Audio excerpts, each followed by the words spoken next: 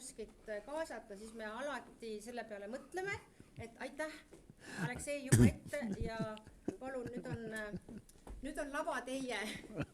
Suur tänu ja suured tervitused loomade maailmast, ka loomaaiast teile kõigile. Ja siin me oleme tegelikult Võluri juures. Mul on eriti hea meel rääkida Simon Johani loomingust, kuna minu silmis see on ehtne, see mida ta teeb.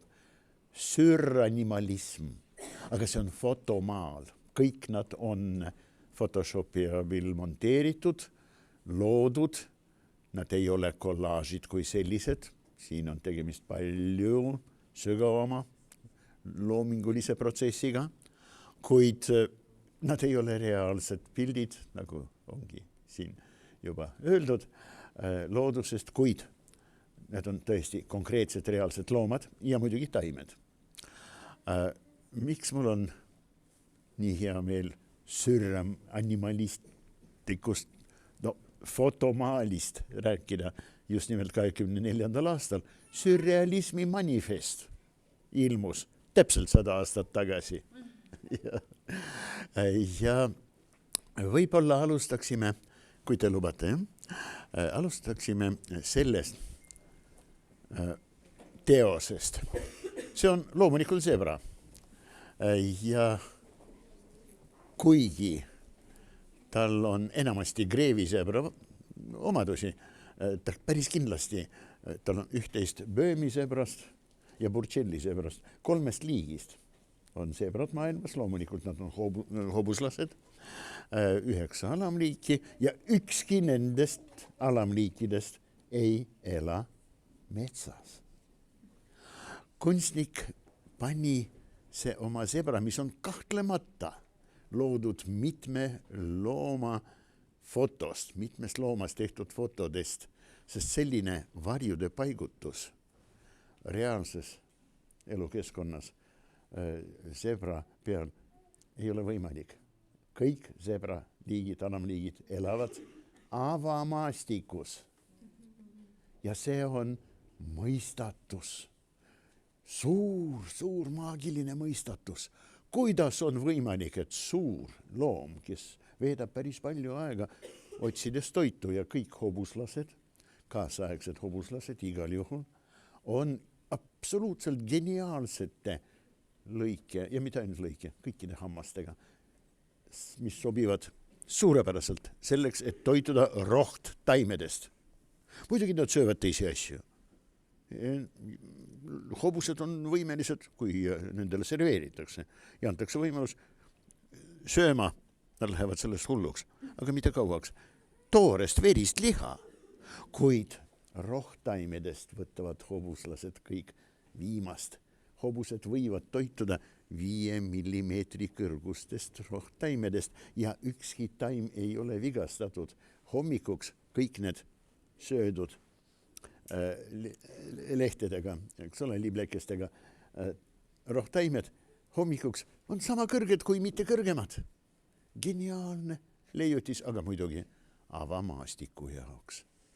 Nüüd, kuidas on võimalik, et niivõrd silma lööva mustriga, kontrastse mustriga, suur loom, kes peab sööma palju.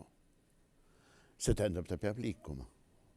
Ja süüa ainult öösel, see ei sobi. Öösel tuleb vähemalt korralik osa ööst, tuleb ikkagi magada. Nii et see on tõesti mõistatus. Ja sama mõistatuse juurde niisugune lisaküsimus. Mis värvist zebra muster algab, valgest või mustast? Me teame, et zebrad on pärit metsa loomadest. Ja metsaloom algupäraselt valge ei saa olla. Süüakse ära väga kiiresti, in no time at all. Nii et loomulikult zebra muster algab mustast, triibust. Tegelikult nad ei ole triibud, eesti keeli nad on vöödid. Me ei räägi triiblihaskonnast. vöödlihaskond, eks ole. Tiigrid on ka vöödilised, mitte triibulised. Triibulised on mets ja notsun. Aga see selleks. Nii et mida tegi Simon? Ta pani oma loodud looma nii-öelda esivanemate kodu tingimustesse.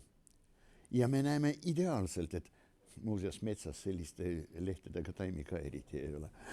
Aga see selleks, nad on reaalsed taimed. Selline pilt näitab üliveenvalt, kui hästi zebra esivanemad olid maskeeritud just nimelt seal, kus nad arenesid. Nüüd metsad hakkasid taganema sinna, on arvatavasti 1,5 miljonit aastat, kui nad hakkasid seal, kus zebrad praegu elavad, taganema ja zebrad sattusid suured loomad, liikuvad loomad, kiired loomad, aga väga pikad söömisega loomad sattusid avamaastikusse ja ometi nad mitte lihtsalt ei säilitanud seda oma fantastilist, imekaunit mustrit, vaid arendasid seda. Kvagga, kes oli, ta on 20. sajandil välja surnud. Kvagga oli palju vähem vöödiline kui kõik need mainitud ja praegu elavad zebrade liigid ja ta oli primitiivsem. Milles asi? Loomulikult siin on 2 väga huvitavat aspekti.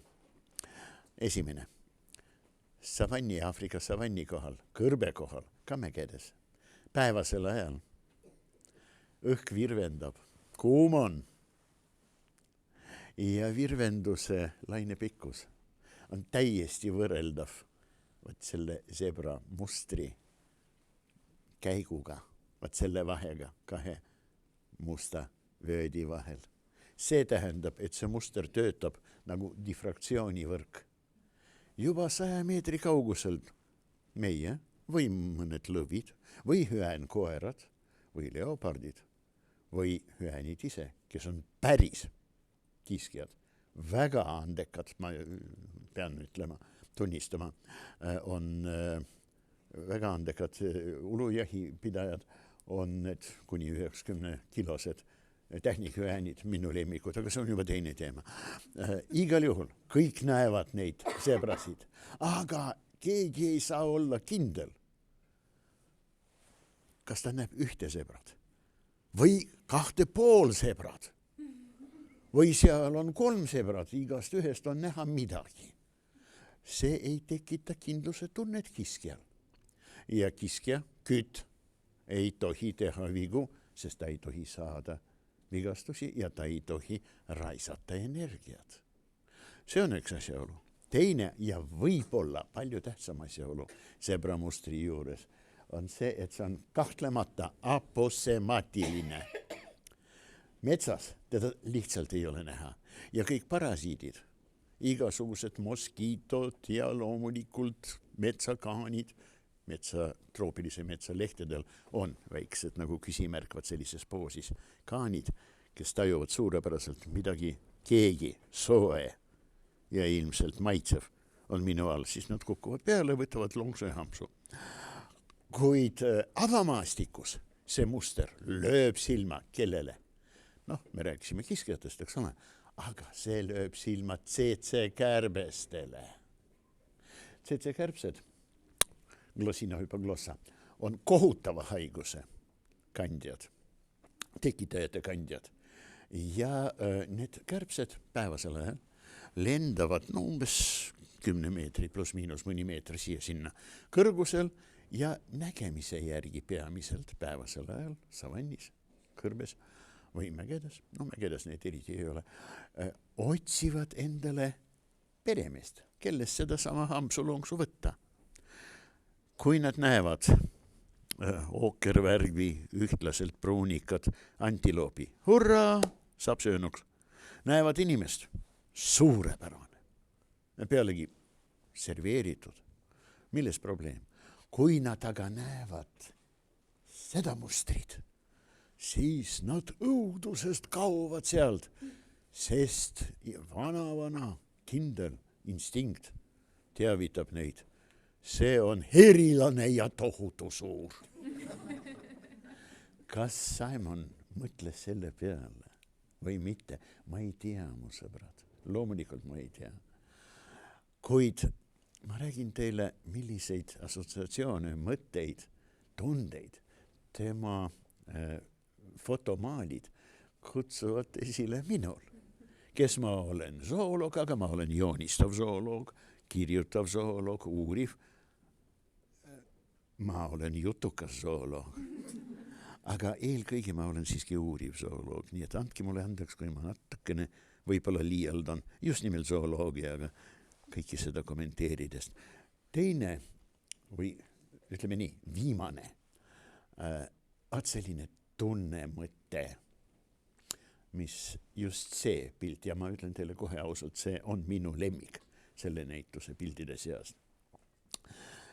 Mul tekitab, on see paradiisi ootel, eks ole, on see hea ootuse, kindla lootuse tunne, mida õhkab see maa. Me oleme paradiisist pärid ja sõbrade jaoks see oli mets, aga me saame paradiisi tagasi. Me lähme taas metsa.